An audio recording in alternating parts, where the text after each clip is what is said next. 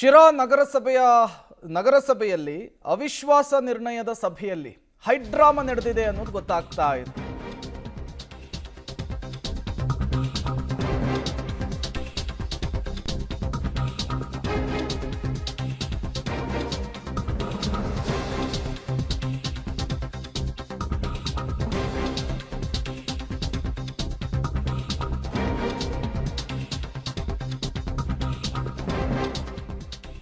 ತುಮಕೂರು ಜಿಲ್ಲೆಯ ಶಿರಾ ನಗರಸಭೆಯ ಅವಿಶ್ವಾಸ ನಿರ್ಣಯ ಸಭೆಯಲ್ಲಿ ಭಾರಿ ಹೈಡ್ರಾಮಾ ಆಗಿದೆ. ಮಾಜಿ ನಗರಸಭೆ ಅಧ್ಯಕ್ಷೆ ಪೂಜಾ ಹಾಗೂ ಇಂಡಿಪೆಂಡೆಂಟ್ ಸದಸ್ಯ ಅಜಯ್ ನಡುವೆ ಮಾತಿನ ಚಕಮಕಿ ಆಗಿದೆ. ತುಮಕೂರು ಜಿಲ್ಲೆ ಶಿರಾ ನಗರಸಭೆಯಲ್ಲಿ ನಡೆದಂತಹ ಘಟನೆ ಇದು. ಸಭೆಯ ವೇಳೆ ಪರಸ್ಪರ ಆರೋಪ ಪ್ರತ್ಯಾರೋಪವನ್ನು ಮಾಡಿಕೊಳ್ಳಲಾಗಿದೆ. ಅಧ್ಯಕ್ಷ ಜಿಶಾನ್ ಮಹಮೂದ್ ವಿರುದ್ಧ ಅವಿಶ್ವಾಸ ನಿರ್ಣಯಕ್ಕೆ ಇಲ್ಲಿ ಸೋಲಾಗಿರುವಂಥದ್ದು.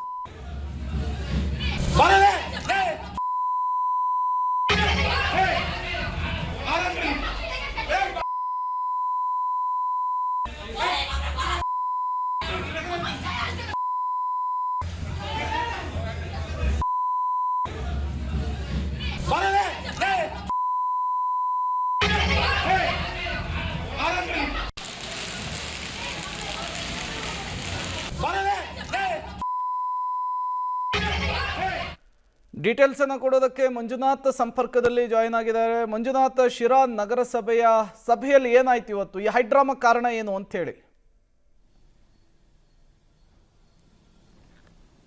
ಎಸ್ ಪ್ರೇಮ್ ಕುಮಾರ್, ಏನು ತುಮಕೂರು ಜಿಲ್ಲೆಯ ಶಿರಾ ನಗರಸಭೆಯ ಅಧ್ಯಕ್ಷ ಸ್ಥಾನಕ್ಕೆ ಅವಿಶ್ವಾಸ ನಿರ್ಣಯ ಮಾಡಲಿಕ್ಕೆ ಹೊರಟಿರುವಂಥದ್ದು. ಯಾಕಂದರೆ ಅಧ್ಯಕ್ಷ ಸರಿಯಾಗಿ ಕೆಲಸ ಮಾಡ್ತಾ ಇಲ್ಲ ಅನ್ನುವಂಥ ಆರೋಪ ಮತ್ತು ಪಕ್ಷ ಭೇದ ಮಾಡ್ತಾರೆ ಅನ್ನುವಂಥ ಸ್ವಜನ ಪಕ್ಷ ಭೇದ ಮಾಡ್ತಾರೆ ಅನ್ನುವಂತಹ ಒಂದು ಆರೋಪ ಕೂಡ ಇತ್ತು.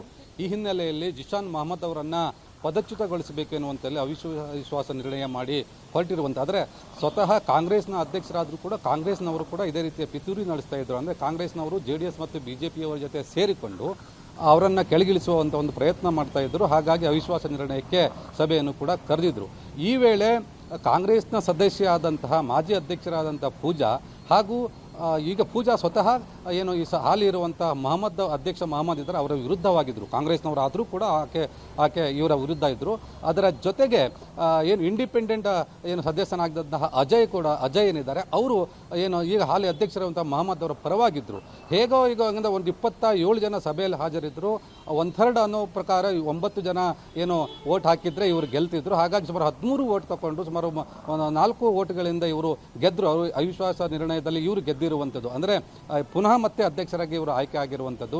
ಹಾಗಾಗಿ ಈತನ ಪರ ಇರುವಂತಹ ನೂತನ ಅಧ್ಯಕ್ಷರ ಪರವಾಗಿದ್ದಂತಹ ಏನು ಅಜಯ್ ಎನ್ನುವರು ಪೂಜಾ ಅಂದರೆ ಕಾಂಗ್ರೆಸ್ನವರಾದರೂ ಕೂಡ ಈಕೆ ಇವರು ಬೇರೆಯವ್ರ ಜೊತೆ ಸೇರಿಕೊಂಡು ಕಾಂಗ್ರೆಸ್ ಅಧ್ಯಕ್ಷರನ್ನು ಕೆಳಗಿಳಿಸಲಿಕ್ಕೆ ಹೋಗಿದ್ರು. ಅವರ ವಿರುದ್ಧ ಹೋಗಿ ನಿಂತುಕೊಂಡು ಹೇಗೆ ನಮ್ಮ ತಾಕತ್ತು ತೋರಿಸ್ತೀವಿ ಎನ್ನುವಂಥ ರೀತಿಯಲ್ಲಿ ಇಂಡಿಪೆಂಡೆಂಟ್ ಸದಸ್ಯರಾಗಿರುವಂಥ ಅಜಯ್ನವರು ಕಿಚಾಯಿಸ್ತಾರೆ. ಈ ವಿಚಾರಕ್ಕೆ ಪೂಜಾ ಮತ್ತು ಅಜಯ್ ನಡುವೆ ಮಾತಿನ ಚಕಮಕಿ ಆಗುತ್ತೆ. ಅದು ಒಂದು ಹಂತಕ್ಕೆ ಪೀಕ್ ಲೆವೆಲ್ಗೆ ಹೋಗುತ್ತೆ.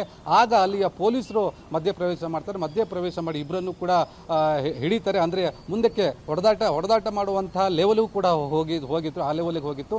ನಂತರ ಪೊಲೀಸರ ಮಧ್ಯಸ್ಥಿಕೆಯಿಂದ ಸದ್ಯಕ್ಕೆ ಪರಿಸ್ಥಿತಿ ತಹಬದಿಗೆ ಬಂದಿರುವಂಥದ್ದು. Prem Kumar. Okay, thank you Manjunath ತಮ್ಮೆಲ್ಲ ಮಾಹಿತಿಗಾಗಿ.